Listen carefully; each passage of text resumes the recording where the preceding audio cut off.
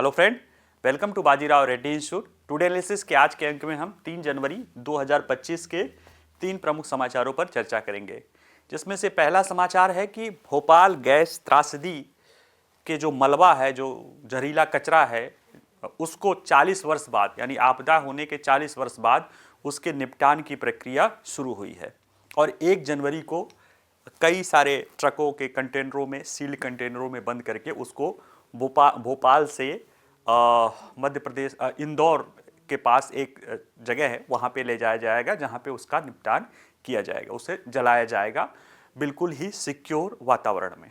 ठीक है, तो उसको हम पूरा समझेंगे, पूरे मुद्दे को समझेंगे। दूसरा है कि अभी आपको पता है कि बजट 1 फरवरी को सरकार बजट प्रस्तुत करेगी और बजट के पहले बहुत सारी स्टेक होल्डर से सरकार चर्चा करती है और भारत के सामने जो अवसर है, जो चुनौतियां हैं, उसका उपाय बजट ढूंढने की कोशिश करता है।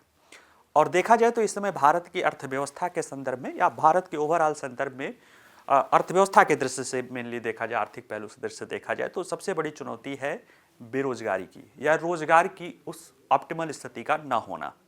और ये एक गंभीर मुद्दा जो है काफ़ी समय से बना हुआ है। लोगों को संभावना है, लोग संभावना व्यक्त कर रहे हैं विशेषज्ञ कि इस बजट में इसको लेकर कुछ जरूर वित्त मंत्रालय द्वारा कुछ जरूर करने की कोशिश की जाएगी। उसको लेकर इकोनॉमिक्स टाइम में एक लेख है और उसने कई सारे सुझाव भी दिए हैं, तो हम उसको पूरा मुद्दे को समझने की कोशिश करेंगे। तीसरा मुद्दा है जेफ बेजोस, जो अमेज़न के मालिक या सीईओ हैं, उनकी एक स्पेस कंपनी भी है ब्लू ओरिजिन। उसका एक नया रॉकेट या कह सकते हो कि बेहतर रॉकेट न्यू ग्लेन के प्रक्षेपण की प्रक्रिया के लिए जो है, कमर्शियल प्रक्षेपण के लिए अमेरिकी जो स्पेस संस्था है उसके द्वारा उसे लाइसेंस दे दिया गया है। तो हम इसको भी समझेंगे क्योंकि ब्लू ओरिजिन जेफ बेजोस ने जो है बनाया था वर्ष 2000 में, जबकि स्पेस एक्स बना था एलन मस्क ने वर्ष 2002 में बनाया था। और उनके रॉकेट फाल्कन 9 ने दुनिया में एकदम हाहाकार मचा रखा है अपनी सफलता को लेके, जबकि इसके द्वारा अभी बहुत कुछ हासिल नहीं किया गया है। तो फाल्कन 9 के ही टक्कर में या उससे कुछ बेहतर क्षमता वाला ये रॉकेट है, तो इसको भी हम समझने की कोशिश करेंगे। इनसे जुड़े हुए प्रश्न हमारी वेबसाइट पे रहेंगे या पीडीएफ में रहेंगे, जहाँ से भी आप जाके सॉल्व कर सकते हैं। ठीक है, आइए पहले देखते हैं भोपाल गैस त्रासदी के 40 साल बाद जहरीले कचरे के उपचार की प्रक्रिया की शुरुआत। देखिए, ये ट्रक हैं, कंटेनर ट्रक हैं, जो कि भोपाल गैस त्रासदी से बिल्कुल सिक्योर वातावरण में एक ग्रीन कॉरिडोर में होते हुए 250 किलोमीटर का लगभग ग्रीन कॉरिडोर बनाया गया है और उसके होते हुए उन स्थान पे, मध्य प्रदेश के ही उस स्थान पे पहुंचे हैं जहां पे उसका निपटान करने की प्रक्रिया शुरू होगी।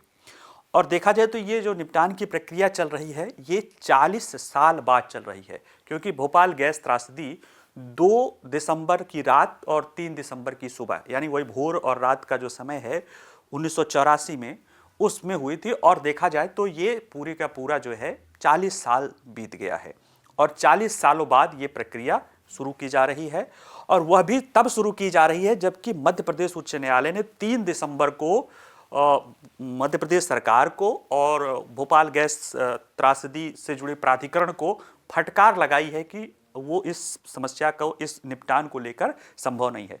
और ये जो आपदा के लिए, जो आपदा है या जो निपटान है, इसके लिए काफ़ी लंबी लड़ाई चली है और काफ़ी कानूनी लड़ाई चली है। कुछ लोग इसके निपटान के लिए जाते थे तो कुछ लोग इसके विरोध में कोर्ट चले जाते थे और अंततः 1 जनवरी को यह प्रक्रिया शुरू हुई है और ये भी प्रक्रिया अभी 180 दिन की होगी। ये जो निपटान किया जाएगा जहरीले कचरे का, पूरा 180 दिन के लिए किया जाएगा। और इससे जुड़े हुए जो मसले हैं, जो लोगों की चिंता है, उनको हम डिटेल में आइए समझने की कोशिश करते हैं। देखिए, 40 साल बाद भोपाल की यूनियन कार्बाइड फैक्ट्री से जहरीले कचरे की दूसरी जगह ले जाने की प्रक्रिया 1 जनवरी की रात को शुरू हुई, जब यहां से 337 मीट्रिक टन खतरनाक कचरे से लदे 12 कंटेनर पीथमपुर, ये पीथमपुर एक इंडस्ट्रियल इलाका है, इंदौर के पास है, यहां पे कचरे को या इस तरह से हजार्ड इंडस्ट्रियल वेस्ट को जलाने का वहां पे व्यवस्था लगी है। तो वहां पे रवाना किया गया है, जहां पे इसे 6 महीने में, अगले 6 महीने में धीरे धीरे करके इसे बिल्कुल सिक्योर्ड वातावरण में, बिल्कुल ध्यानपूर्वक इसको अंजाम दिया जाएगा। और देखिए, इसको ले जाने के लिए कचरे को 250 किलोमीटर लंबे ग्रीन कॉरिडोर के जरिए कड़ी सुरक्षा के बीच ले जाया गया है। यानी जो ट्रक गए हैं वहां तक पूरा रात को ले जाया गया है, और पूरा ग्रीन कॉरिडोर, यानी बीच में कहीं कोई ट्रैफिक नहीं, कहीं कुछ नहीं। जो ट्रक ड्राइवर 2 है उन्हीं के और उनके हेल्थ चेकअप के साथ बाकी पुलिस की गाड़ियां रही हैं, उनके जरिए सिक्योर वातावरण में इसे ले जाने की कोशिश की गई है। और अगर देखा जाए तो ये जो प्रक्रिया शुरू हुई है वो 3 दिसंबर को मध्य प्रदेश उच्च न्यायालय ने जब अधिकारियों को मतलब 4 सप्ताह में कहा था कि 4 सप्ताह के समय सीमा तय की कि इसके निपटान के लिए 4 सप्ताह में शुरू कर दो प्रक्रिया, उसके बाद ये किया गया है। 5 दिसंबर को सरकार को भी मध्य प्रदेश उच्च न्यायालय ने फटकार लगाई थी। लेकिन जैसे लगता है कि सरकार 40 साल लगा है, तो ऐसा नहीं है कि सरकारें चाहती नहीं थी, या ऐसा नहीं है कि अधिकारी नहीं चाहते थे।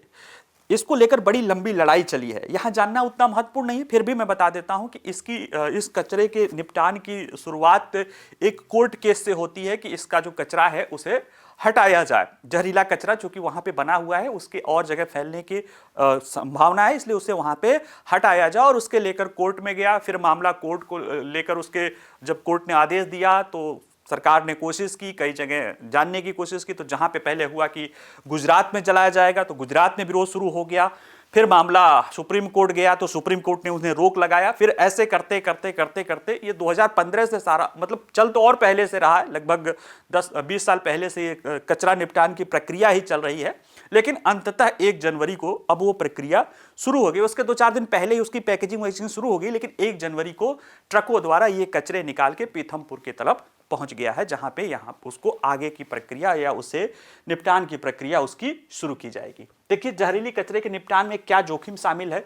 तो देखिए, यह जो कचरा है, ये सरकार की योजना को पर्यावरण कार्यकर्ता और निवासियों द्वारा, कहां के, पीथमपुर के जो लोग हैं उनको डर लगा है कि उनके यहाँ भी इससे जहरीली गैस फैल सकती है, जिससे उनके यहाँ पे भी वो नुकसान हो सकता है जो कि भोपाल में हुआ था। और ऐसे में इसके विरोध का सामना लंबे समय से करना पड़ा है।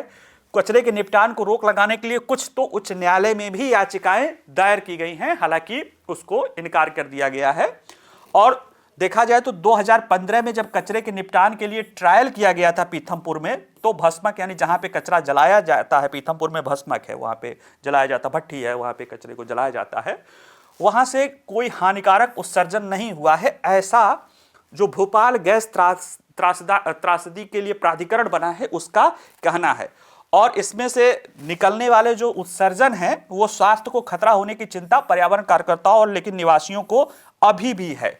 क्यों है? क्योंकि एक 2022 की सेंट्रल पोल्यूशन कंट्रोल बोर्ड की एक रिपोर्ट आया था, उसमें कहा गया था कि 7 में से जब 6 ट्रायल किए गए थे तो वहां पे डाइऑक्सिन और फ्यूरान का उच्च स्तर वहां पे देखा गया था, जितना नॉर्मल रहता है उससे ज्यादा स्तर देखा गया था। और विश्व स्वास्थ्य संगठन मानता है कि डाइऑक्सिन अत्यधिक विषैले होते हैं, ये रिप्रोडक्शन सिस्टम और विकास संबंधी समस्याओं को जन्म दे देते हैं और कैंसर जनक भी होते हैं। लेकिन इसके जो गैस त्रासदी के लिए जो राहत विभाग है उसके निदेशक का कहना है कि इस यूनियन कार्बाइड संयंत्र से निकलने वाले जहरीले कचरे को जो गांव की भूमि है या मिट्टी है उस पर कोई प्रतिकूल प्रभाव नहीं पड़ेगा। देखिए, जब भी अभी उसमें दोनों में आपको अंतर क्या है मैं उसको समझा देता हूं। सेंट्रल पोल्यूशन बोर्ड बोला कि वहां पे लोगों को वो डाइऑक्सिन और फ्यूरान का उच्च स्तर, यानी वैसे जितना नॉर्मली बिल्कुल नहीं रहता होगा, थोड़ा बहुत स्तर पता चला, लेकिन ऐसा नहीं है कि वो इतने लेवल पे है कि वो नुकसान पहुंचा दे। देखिए, जहरीला कचरा है, उसको जब निपटान करेंगे, उसको जब जलाएंगे तो उसके लिए कुछ ना कुछ गैसें निकलेंगी, लेकिन उसी लिए पूरा प्रिकॉशन रखा जा रहा है कि वो इस तरीके से जलाया जाए जिसमें से न्यूनतम प्रदूषण हो और गैसें इस लेवल की हो कि वो वायुमंडल में घुल मिल जाए और उसका मनुष्य के ऊपर बिल्कुल नकारात्मक प्रभाव न पड़े। तो ये पूरी प्रक्रिया ध्यान रखा गया है और इसी बात को ये कह रहे हैं कि इस पे कोई प्रतिकूल प्रभाव नहीं पड़ेगा। अगर वातावरण में थोड़ा बहुत तो निकलेगा ही, लेकिन उससे भी कोई बहुत ज्यादा प्रभाव नहीं पड़ेगा। और ये इसके लिए जो जहरीले कचरे के निपटान की योजना है वो पूरे 180 दिन या 6 महीने की योजना है। इसमें पहले 20 दिनों में कचरे को दूसरे स्तर में पैक किया जाएगा, ड्रमों में भरा जाएगा, इसके बाद निपटान स्थल से दूर जहां पे निपटान करना है या जहां पे उसको जलाना है, जलाना मतलब कचरे में, भट्टी में, वहां ले जाया जाएगा। फिर उसको एक रिजेंट के साथ मिला के एक शेड में रखा जाएगा, फिर छोटे छोटे पैकेट बनाए जाएंगे 3 से 9 किलोग्राम के, फिर सारे रिपोर्ट लिया जाएगा, सारी आंकड़े लाए जाएंगे, सारी चीजें जो है विभिन्न विभागों द्वारा सारी रिपोर्ट्स के तय करके सारी अनुमति लेने के बाद फिर 76वें दिन से यानी 2.5 महीने बाद से धीरे धीरे करके उसको जलाया जाएगा। और उस दौरान बहुत सारी गुणवत्ता निगरानी उपकरण लगाए जाएंगे जो particular matter 10, particular matter 2 point, nitrous oxide, sulphur oxide या और भी खतरनाक जो रसायन है उनके बारे में वो आंकड़े एकत्रित करता रहेगा, जिसके जरिए ये पता चल सके कि जो लेवल है, जो हमारे स्वास्थ्य के लिए ऑप्टिमम लेवल है, उसके अनुरूप ही बना रहे, उससे ज्यादा कहीं नहीं हो। तो इतने सिस्टमेटिक ढंग से और इतने समय में धीरे धीरे करके इन पूरे कचरे का निपटान किया जाएगा। ये नहीं है कि पूरा कचरा एक साथ जला दिया जाएगा। और वैसे भी कचरे का तो निपटान करना ही है, क्योंकि अभी भी भले वो पूरा बंद है, लेकिन उसको आप नहीं करेंगे तो वो वहां के जल प्रदूषण, वायु प्रदूषण के जरिए वो एक खतरा, एक नया हजार्ड बनने का खतरा है। हाँ, एक बार कंट्रोल वातावरण में उसका निपटान हो जाएगा तो ये समस्या जो है दूर हो जाएगी। यहां तक कि जो यूनियन कार्बाइड का जो पूरा कचरा साफ किया गया है, उसमें से जो वर्कर गए थे उनको पीपीई किट दिया गया था और हर आधे घंटे में फिर उनको हटा के उनको दूसरे को लगा के उनका पूरा हेल्थ चेकअप किया गया था। और धूल तक भी, एक कण धूल के कण तक को भी वहां से हटा लिया गया है, ताकि वो पूरी प्रक्रिया जो है वहां से दूषित कचरे को हटा के कंट्रोल वातावरण में उसका निपटान किया जा सके। भोपाल गैस त्रासदी क्या है? तो जैसा मैंने बताया कि 2 दिसंबर की रात को 3 दिसंबर की सुबह जो है 1984 में मध्य प्रदेश के भोपाल में सबसे बड़ी हमारे भारत की जो है औद्योगिक आपदा हुई थी, जिसमें यूनियन कार्बाइड, एक कार्बाइड बनाने वाली कंपनी, अमेरिकी कंपनी थी, उसकी subsidiary union carbide India limited थी। उसके प्लांट से लगभग 30-40 टन मिथाइल आर्सेनाइड जो है एक जहरीली गैस लीक हो गई थी और जिसके आसपास के करीब 5,000 लोगों की मौत हो गई थी उस हादसे में, और लगभग 5,68,000 या 5,70,000 से ज्यादा लोग घायल हुए थे। और इसकी खास बात है कि इसके प्रभाव से कई सारे द्वितीय पीढ़ी के जो है रोग हुए थे, कई लोगों को त्वचा रोग हुए थे, महिलाओं में जो है प्रजनन बांझपन की शिकायत देखी गई थी, कई सारे बच्चों के विकास अवरुद्ध हो गए थे। ये सारी समस्याएं भी देखी गई है और ये मनुष्य के मतलब भारत के औद्योगिक इतिहास में या दुनिया के भी औद्योगिक इतिहास में एक गंभीर प्राकृतिक जो है गंभीर दुर्घटना के रूप में ये जाना जाता है। और इससे उसके आसपास का पर्यावरण प्रदूषण भी जहरीला हो गया था, यहाँ तक कि जल जो है वो भी दूषित हो गए थे। तो ऐसे में उसका निपटान करना जरूरी था और इसकी प्रक्रिया जो है शुरू की गई है 40 साल बाद। ठीक है, आइए आगे देखते हैं अगला हमारा कि भारत के बारे में अगर देखा जाए इस समय तो अभी हाल फिलहाल का जो दूसरी तिमाही का आंकड़ा है वो बता रहा है कि 5.4% का ग्रोथ रेट है, वो भी 7 तिमाहियों में सबसे कम है। लेकिन अगर ओवरऑल देखा जाए तो पिछले कुछ समय से करीब 3-4 साल से हम लगातार 7% के ऊपर की ग्रोथ रेट कर रहे हैं, और वो भी तब कर रहे हैं जब दुनिया की स्थिति बहुत खराब है। आज दुनिया की बड़ी अर्थव्यवस्थाओं में हम सबसे तेजी से बढ़ती हुई अर्थव्यवस्था हैं और दुनिया की 5वीं नंबर की अर्थव्यवस्था है, वो तो चलो छोड़ दो, लेकिन दुनिया की सबसे तेजी से बढ़ती हुई अर्थव्यवस्था है। हमारे पास दुनिया की सबसे ज़्यादा युवा आबादी है, हमारे पास एक डेमोग्राफिक डिविडेंड है। ये सारी अच्छी बातें हैं जो कहीं ना कहीं भारत का कद अंतर्राष्ट्रीय स्तर पर बढ़ाता है। लेकिन जब उसी अर्थव्यवस्था के साथ पैराडॉक्स या विरोधाभास के रूप में देखा जाए तो हमारे यहाँ पे एक बड़ा वर्ग है जो बेरोजगार है, और हमारे यहाँ पे जो रोजगार की समस्या है ना वो बड़ी अजीब है। कई लोग रोजगार को कई तरीके से देखते हैं, जैसे कुछ लोग के लिए एक एब्सोल्यूट टर्म में है कि वो रोजगार में नहीं है, कुछ लोग रोजगार में हैं लेकिन उसकी गुणवत्ता नहीं सही है, और कुछ लोग जो इंडस्ट्री वाले लोग हैं उनको कहना है कि उनके पास सही लोग नहीं मिल पा रहे हैं जो उनके काम के हैं। यानी कि एक तरफ तो लोग रोजगार नहीं पा रहे हैं, दूसरी तरफ नियोक्ताओं को सही लोग नहीं मिल पा रहे हैं कुशलता वाले जो उनके लिए सक्षम हो, और ये एक गंभीर चुनौती भारतीय अर्थव्यवस्था के संदर्भ में जो है सामने आ रही। कई सारे अर्थशास्त्रीय विशेषज्ञों ने किया, यहाँ तक कि प्रधानमंत्री भी अभी पिछले माह ही दिसंबर माह में कुछ प्रमुख अर्थशास्त्रियों से बजट पे वो पूर्व चर्चा कर रहे थे। उसमें से उन लोगों ने कई बातें कही, जिसमें से सबसे प्रमुख बात ये कही गई कि बजट में अनएम्प्लॉयमेंट या बेरोजगारी या रोजगार पर जरूर ध्यान देने की आवश्यकता है और कई सारी उन्होंने सुझाव बताई गई है। इसको लेकर ही ये इकोनॉमिक्स टाइम का रिपोर्ट है, आर्टिकल है, रिपोर्ट क्या है बल्कि आर्टिकल है, जिसमें ये उम्मीद की गई है कि बजट में रोजगार को लेकर कुछ चीजें की जा सकती है जो सुझाव उसमें बताए गए हैं। तो आइए हम इसको देखते हैं। देखिए, अर्थव्यवस्था के समक्ष प्रमुख चुनौती क्या है। देखिए, भारत आज दुनिया की सबसे तेजी से बढ़ती अर्थव्यवस्था है। अपनी सबसे युवा आबादी के साथ अक्सर अपने जनसांख्यिकी लाभांश और विश्व मंच पर बढ़ते कद के लिए जानी जाती है और वैश्विक चुनौतियों के बीच भारत की आर्थिक समृद्धि अक्सर सुर्खियां बटोरती रहती है। लेकिन इन आशाजनक आंकड़ों के पीछे बेरोजगारी की चुनौतीपूर्ण मुद्दा छिपा हुआ है। अभी एक संस्थान है गोल्डमैन सैक्स, अंतरराष्ट्रीय स्तर पे जो है फाइनेंशियल एक कह सकते हो कंसल्टेंसी संस्था है, उसका कहना है कि भारत को 2024 से लेकर 2030 तक अगर 6.5% का अपना जीबीए या ग्रॉस वैल्यू एडिशन करना है तो उसे हर साल कम से कम 10 मिलियन या 1 करोड़ रोजगार को जनरेट करना पड़ेगा। और अगर देखा जाए तो हालांकि अभी नवंबर के आंकड़े तो ये बता रहे हैं कि शहरी स्तर पर बेरोजगारी की दर घटी है पिछले वर्ष की तुलना में, लेकिन आंकड़े अलार्मिंग बने हुए हैं और बाकी जो भी चीजें बता रहे हैं, जो भी और आंकड़े कई सारे लेकर बता रहे हैं, वो बहुत अच्छा या बहुत कह सकते हैं ना कि बहुत खुशनुमा तस्वीर रोजगार को लेकर नहीं दे रहे हैं। और इसका प्रभाव अब कहीं ना कहीं अर्थव्यवस्था के विकास दर पर भी दिखाई देने लगा है। और इस बात को ऐसा नहीं कि सरकार नहीं चिंतित है, सरकार जो पिछला बजट दी थी उसमें भी उसने काफी कोशिश प्रोडक्ट लिंक स्कीम के जरिए के साथ साथ जो है एम्प्लॉयमेंट लिंक स्कीम आदि लाई है, लेकिन कुछ और भी करने की जरूरत है, ऐसा हमें महसूस होता है। और यही बात इकोनॉमिक्स टाइम में यह लिखा गया है। देखिए, वित्त मंत्री निर्मला सीतारमण मोदी सरकार के तीसरे कार्यकाल का पहला पूर्ण बजट पेश करने जा रही है। उन्होंने तीसरे काल का जो जुलाई में दिया था वो एक तरह से मिड बजट था और उसके पहले अंतरिम बजट था, तो एक्चुअल में देखा जाए तो ये पहला पूर्ण बजट है और ये आगे आने वाले 4 साल के लिए ये एक कहते हैं ना नींव का काम करेगा। और इसलिए ऐसे में बेरोजगारी की चुनौती को संबोधित करना इस बजट का केंद्र बिंदु होगा और होना भी चाहिए।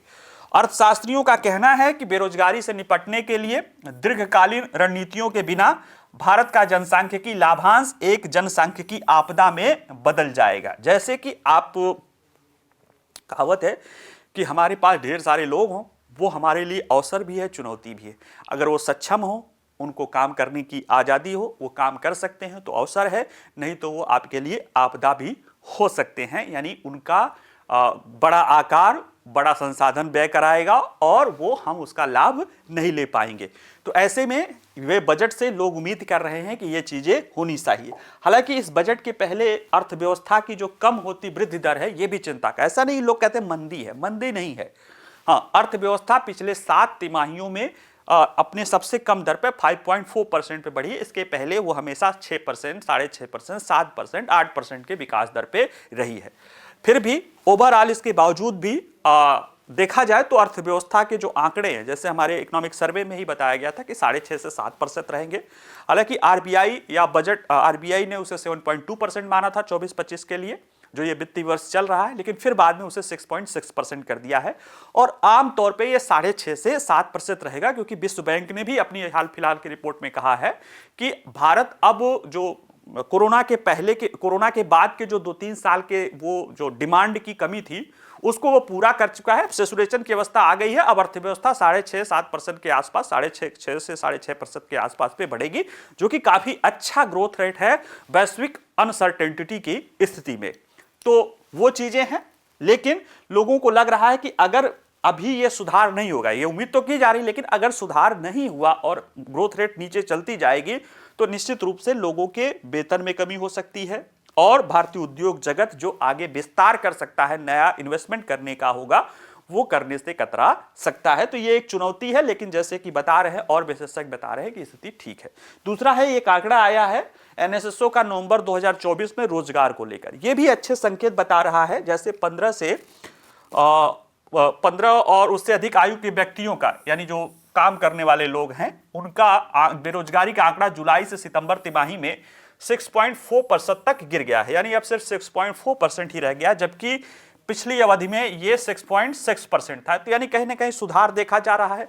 महिला श्रम की भागीदारी भी 41.7% है, जो कि 2017-18 में 23.3% है। हालांकि इसमें भी यह है कि इसमें से ज्यादातर स्वयं वाले हैं या पारिवारिक है, लेकिन फिर भी आर्थिक क्रियाओं में महिलाओं की भागीदारी है। विशेषज्ञों के अनुसार ये ठीक है, लेकिन ये भारत का जो बेरोजगारी संकट है उसको पूरी तरह से हल नहीं कर पाएगा, क्योंकि देखा जाए भारत के बेरोजगारी, एक्चुअल में भारत का बेरोजगारी संकट ने कई सारे आयाम लिए हुए हैं। एक तो आयाम यह है कि लोग को रोजगार नहीं है, कोई काम नहीं कर रहे हैं, ठीक। दूसरा यह है कि लोग जो है काम कर रहे हैं। अब काम कर रहे हैं तो काम में उनको वेतन नहीं मिल रही है, ढंग से मिल रही है लेकिन ढंग से नहीं मिल रही है। उनके पास जॉब सिक्योरिटी नहीं है, और दूसरा क्या है कि उनकी उत्पादकता भी कम है, उनके अंदर कौशल की भी कमी है। तो ये सारे पहलू मिला के कहीं ना कहीं भारत के रोजगार सेक्टर की चुनौतियों को लेकर बने हुए हैं, और इन सभी पर आपको काम करने की जरूरत है। जैसे कि अभी एक आंकड़ा आया था कि फॉर्मल सेक्टर में कंपनियों के लाभ बढ़े हैं, जबकि मजदूरी जो है वास्तविक दृष्टि से उतनी नहीं बढ़ी है। इसको लेकर लोग कह रहे थे कि जो कंपनियां हैं वो लाभ कमा रही हैं, जबकि कंपनियों का कहना है या उद्योगों का कहना है कि भारतीय श्रम की उत्पादकता, प्रति श्रमिक उत्पादकता वैश्विक औसत से काफी कम है। तो इस पे भी हमें ध्यान देने की जरूरत है, क्योंकि कहते हैं ना कि ताली एक हाथ से नहीं बजती है। तो इन सारे पहलुओं को इसमें बजट में कैसे संबोधित करना चाहिए, इसको लेकर कुछ सुझाव इसमें दिया गया है। तो देखिए, भारत में बेरोजगारी संगठन के लिए आवश्यक उपाय है। तो देखिए, भारतीय उद्योग परिसंघ के अध्यक्ष संजीव पुरी का कहना है कि मोदी सरकार को उन श्रम प्रधान उद्योगों पर ध्यान केंद्रित करना चाहिए जिसमें भारी रोजगार पैदा करने की क्षमता है। यानी मास लेबर पे एम्प्लॉयमेंट जनरेट करने के लिए सबसे जरूरी है कि आपको उन क्षेत्रों पर ध्यान दीजिए जिसमें से ज्यादा रोजगार जनरेट हो सकते हैं, जैसे रेडीमेड गारमेंट, फुटवियर, फर्नीचर, पर्यटन, रियल एस्टेट और विनिर्माण। हालांकि रेडीमेड और गारमेंट के लिए तो आपके पास वैसे भी अवसर अब आने की संभावना ज्यादा है, क्योंकि बांग्लादेश में जो गारमेंट इंडस्ट्री जो है वहां पे तबाही हो गई है, और वहां से आपको बहुत बड़े पैमाने पर शिफ्टिंग भारत में हो रहा है। तो ऐसे में इस पे काम करने की जरूरत है, और ये कह रहे हैं कि इन क्षेत्रों में उत्पादन लिंक प्रोत्साहन योजनाएं और अन्य लक्षित टारगेटेड योजनाएं इस क्षेत्रों को विकास कर सकती है। और जब ये क्षेत्र डेवलप्ड होंगे तो ये बड़े पैमाने पर अनस्किल्ड और सेमी स्किल्ड रोजगार को ये जनरेट करते हैं। तो पहला तो इनका ये सुझाव है।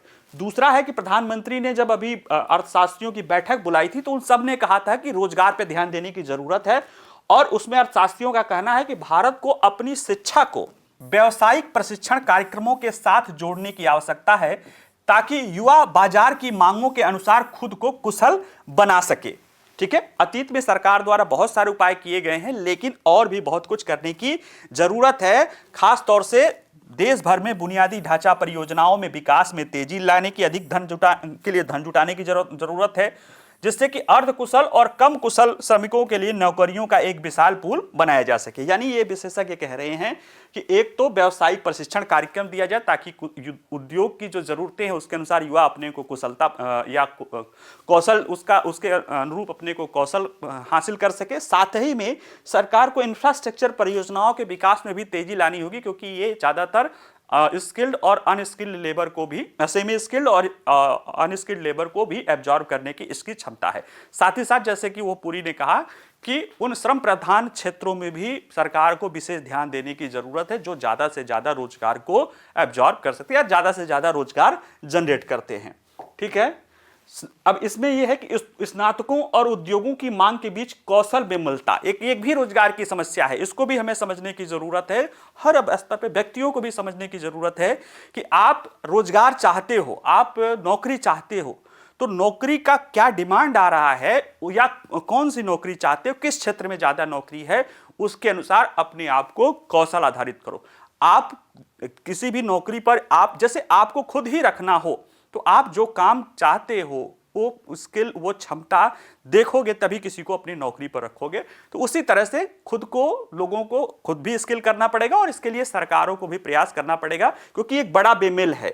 इंडिया स्किल रिपोर्ट 2024 में यह कहा गया है कि औपचारिक शिक्षा प्राप्त भारतीय युवाओं में से केवल 50% के पास ही रोजगार के लिए आवश्यक कौशल है।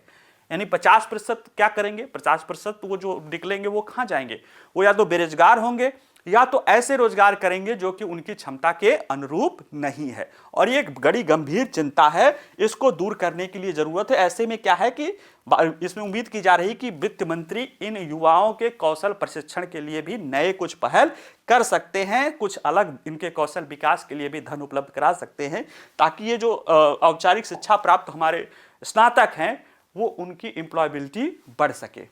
एमएसएमई और आधारभूत संरचना को समर्थन देने की बात की जा रही है, क्योंकि देखिए सितंबर 2024 के अंत तक भारत के छोटे व्यवसायों में 1 करोड़ 10 लाख नौकरियां पैदा की है। और ये जो एमएसएमई है ये देश के रोजगार सृजन के मामले में पावर हाउस हैं। तो ऐसे में हमें इन पर ध्यान देने की जरूरत है और साथ ही शिक्षा को व्यावसायिक प्रशिक्षण के साथ जोड़ना होगा। इसमें artificial intelligence, green energy, automation, रक्षा जैसे उभरते क्षेत्रों में भी उच्च कौशल वाली नौकरियों को सृजन करना भी जो है जरूरत होगा, जिससे बेहतर वेतन अंतर को पाटा जा सके। तो ये सारे पहलू इसमें करने की जरूरत है, जिससे हमारा जो बजट है वो रोजगार वाली पहलू को हम समर्थन दे सकें। ठीक है, अब आगे की चुनौतियां और अवसर। चुनौतियां के रूप में देखें, वही गोल्डमैन सैक्स की रिपोर्ट है कि हमें सालाना 1 करोड़ नौकरियों का सृजन करना होगा और इसके लिए साहसिक और निरंतर प्रयासों की जरूरत होगी। हालांकि उम्मीद भी है कि 2025 में नौकरी बाजार में 9% की वृद्धि होने का अनुमान है। इसके में आईटी, खुदरा, दूरसंचार, बीएफएसआई यानी banking, finance, security and investment company का जो है उम्मीद है। और फिर भी भारत की भयावह बेरोजगारी की समस्या को दूर करने के लिए मजदूरी में सुधार करने और इससे जनसंख्यिकी लाभांश का दोहन करने के लिए बहुत कुछ करने की जरूरत है। उसमें कौशल पहल से लेकर एसएमई का समर्थन, बुनियादी ढांचे में निवेश, प्रशिक्षण आदि पहलू पर ध्यान देने की आवश्यकता है। ठीक है, तो ये जो हमारे श्रम क्षेत्र के या बेरोजगारी की जो गंभीर बहुआयामी समस्या है उसको दूर करने को लेकर इसमें आर्टिकल में लिखा गया है। ठीक है, आइए देखते हैं अगला, ब्लू ओरिजिन का न्यू ग्लेन रॉकेट। ये जो ग्लेन है, ग्लेन एक जॉन ग्लेन करके एक अमेरिकी नागरिक रहे हैं जो 1962 में वो पहले नागरिक थे जिन्होंने पृथ्वी की कक्षा में परिक्रमा की थी, पहले अमेरिकी नागरिक जिन्होंने पृथ्वी की कक्षा में परिक्रमा की थी। तो उन्हीं के नाम पे स्पेस कंपनी है ब्लू ओरिजिन, उसके द्वारा ये एक अपना नया रॉकेट लॉन्च किया जा रहा है। ये 2 चरणीय काफ़ी ताकतवर रॉकेट है। इसकी ऊंचाई 98 मीटर या 320 फीट है और ये एक तरह से इसकी खास बात ये है कि इसके पहले चरण में रीयूजेबल जो है रॉकेट लगे हुए हैं जिनका 25 बार इस्तेमाल किया जा सकता है। और इसके जरिए जो है कहीं ना कहीं अगर ये सफल होता है तो जो अभी स्पेसएक्स का फाल्कन 9 रॉकेट है उसको तगड़ी प्रतिस्पर्धा दी जा सकती है, क्योंकि ये भी जिस प्रौद्योगिकी पर आधारित है, फाल्कन 9 भी 2 चरणीय है और रियूजेबल प्रौद्योगिकी पर आधारित है, ये भी 2 चरणीय है, रियूजेबल प्रौद्योगिकी पर आधारित है। और इसके कारण जो है कहीं ना कहीं, और बल्कि ये फाल्कन 9 से ज़्यादा वेट को ले जाने में सक्षम है। तो एक गंभीर प्रतिस्पर्धा फाल्कन 9 को मिलने की उम्मीद है अगर ये सफल हो जाता है। चर्चा में क्यों है? क्योंकि अमेरिकी अंतरिक्ष फेडरेशन एडमिनिस्ट्रेशन ने इसको कमर्शियल लॉन्चिंग के लिए इसको अनुमति दे दी है, लाइसेंस दे दी है। संभवतः 4-5 जनवरी को यानी कल परसों में इसका प्रक्षेपण किया जाएगा। तो आइए देखते हैं चर्चा में क्यों है। तो अमेरिकन फेडरल एविएशन एडमिनिस्ट्रेशन ने जेफ बेजोस, अच्छा नाम इनका ये है भाई, कि रॉकेट कंपनी ब्लू ओरिजिन के न्यू ग्लेन रॉकेट के लॉन्च के लिए कमर्शियल स्पेस लॉन्च लाइसेंस जारी कर दिया गया है। और यह न्यू ग्लेन रॉकेट के सफल प्रक्षेपण से जो ब्लू ओरिजिन है ये सीधे स्पेसएक्स के साथ प्रतिस्पर्धा में आ जाएगा, जिसका फाल्कन 9 रॉकेट ने लॉन्च उद्योग पर अपना दबदबा बना लिया है। ये जो फाल्कन 9 रॉकेट है अब तक लगभग 400, मतलब पिछले कुछ वर्षों में 400 से ज़्यादा इसने प्रक्षेपण किए हैं और इसकी सफलता दर 99% रही है। पिछले साल इसने अकेले के जितना एक रॉकेट के जरिए प्रक्षेपण किया गया है उतना किसी और देश द्वारा नहीं किया गया है। समझ रहे हैं? तो ये इस फाल्कन 9 की रॉकेट है और इसी को ये कम्पीट करने के लिए जेफ बेजोस जो कि एक और अरबपति है, अमेजन के उसमें हस्तकर्ता धरता है, उनकी कंपनी है जो कि स्पेसएक्स के 2 वर्ष पहले बनी थी, वो इस प्रयासरत हैं कि उनके भी रॉकेट को उसी तरह की सफलता मिल जाए। न्यू ग्लेन रॉकेट की विशेषताएं कहा जाए तो देखिए, एक भारी प्रक्षेपण यान है जिसका नाम नासा के अंतरिक्ष यात्री जॉन ग्लेन के नाम पर रखा गया था, जो 1962 में पृथ्वी की परिक्रमा करने वाले पहले अमेरिकी थे। ठीक है, पहले अमेरिकी थे, रूसी इसके पहले थे, तो वो तो छोड़ो, ये अमेरिका का यही थे जॉन ग्लेन, तो उन्हीं के नाम पर ये न्यू ग्लेन रॉकेट पड़ा है। ये 2 चरणों वाला रॉकेट है और ये लगभग 98 मीटर ऊंचा है। यानी ये ऐसा रॉकेट है, इसमें जो पहला चरण है इसमें एक 7 इंजन लगे हुए हैं, छोटे छोटे, मान लियो हम ऐसे लगा रहे हैं। ये पहला चरण है, प्रथम चरण है, ये रीयूजेबल है। और इसके बाद जो अगला चरण है, ये इसमें एक ही इंजन है, क्रायोजेनिक इंजन ही है, और फिर इसके बाद ये चीज़ें चलती है। यहाँ से यहाँ तक कि अभी अगर इसकी देखा जाए तो ओवरऑल ये 98 मीटर का है, यानी 320 फीट, 32 मंजिला इमारत के बराबर इसकी क्षमता है। और यह देखा जाए इसके बारे में तो इसका पहला चरण, यानी जो चरण ये है वो पुनः प्रयोज्य है, रीयूजेबल है, और यहाँ पे 7 BE4 इंजन इसमें लगे हैं।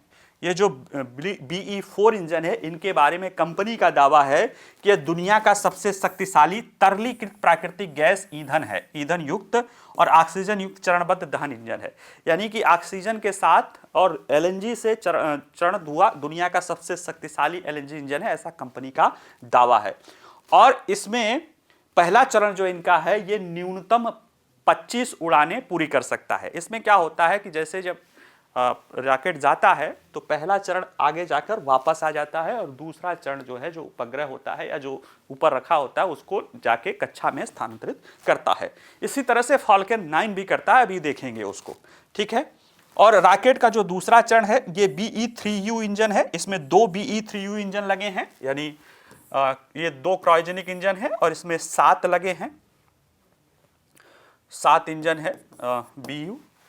और ये तरल हाइड्रोजन और तरल ऑक्सीजन, यानी लिक्विड हाइड्रोजन और लिक्विड ऑक्सीजन। तो लिक्विड हाइड्रोजन, लिक्विड ऑक्सीजन के लिए, लिक्विड हाइड्रोजन के लिए -253 डिग्री टेम्परेचर पे जाना पड़ता है। तो ये एक तरह से क्या, वो क्रायोजेनिक इंजन है ही, जिसके कारण वो बड़ा बेहतरीन थ्रस्ट ये इंजन प्रदान करता है।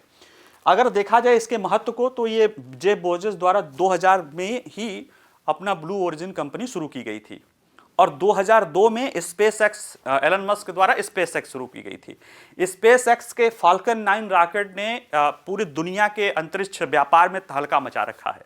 400 से ज़्यादा उसने प्रक्षेपण कर रखे। अभी हाल फिलहाल में उसी रॉकेट के द्वारा भारत से भी एक उपग्रह, भारत का भी एक सर्वाधिक जो महत्वपूर्ण उपग्रह है, GSAT-20 छोड़ा गया है।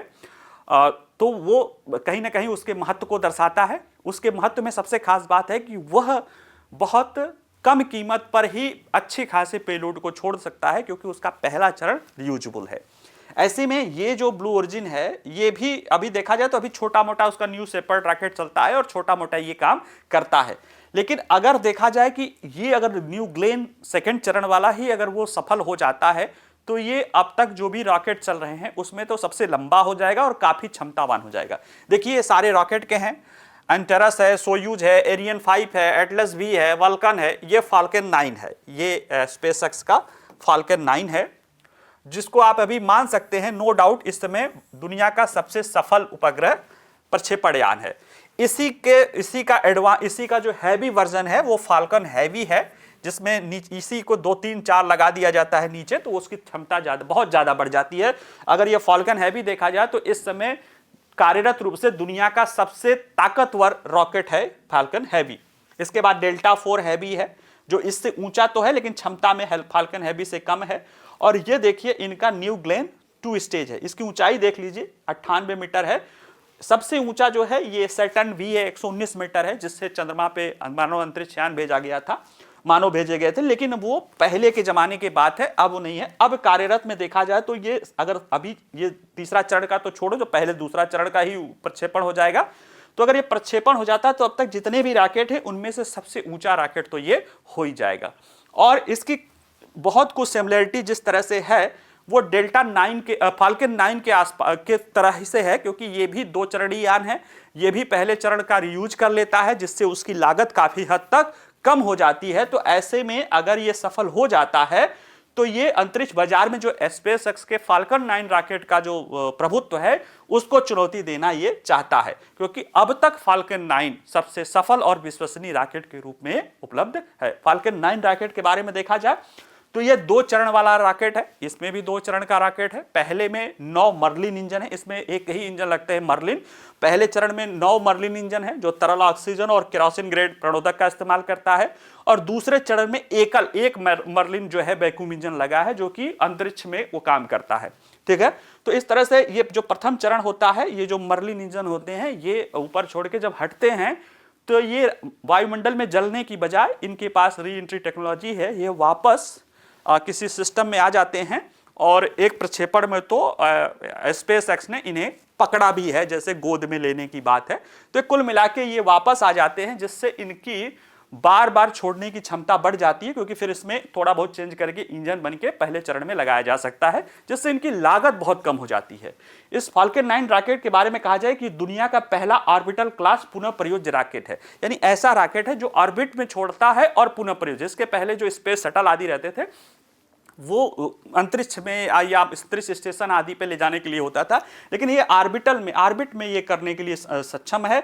और इसमें चूंकि इसका जो महंगा वाला हिस्सा है वो बार बार इस्तेमाल हो जा रहा है, इसलिए ये काफी सस्ता हो जाता है। इसके जरिए ये जो फाल्कन 9 है, इसके जरिए जीटीओ में या जियो ट्रांसफर ऑर्बिट है, जो जियो स्टेशनरी ट्रांसफर ऑर्बिट, उसमें 8300 किलोग्राम तक के वजन के उपग्रह को छोड़ा जा सकता है, और लो अर्थ ऑर्बिट में 22,800 किलोग्राम तक के उपग्रह को छोड़ा जा सकता है। ठीक है, तो ये कुछ फाल्कन 9 की स्पेसिफिकेशन है। और सबसे खास बात है कि इस रॉकेट द्वारा पिछले कुछ वर्षों में 400 से ज्यादा प्रक्षेपण किए गए, जिसमें से मात्र 3 या 4 फेल हुए हैं, और ऐसे में इनकी सफलता दर 99% है।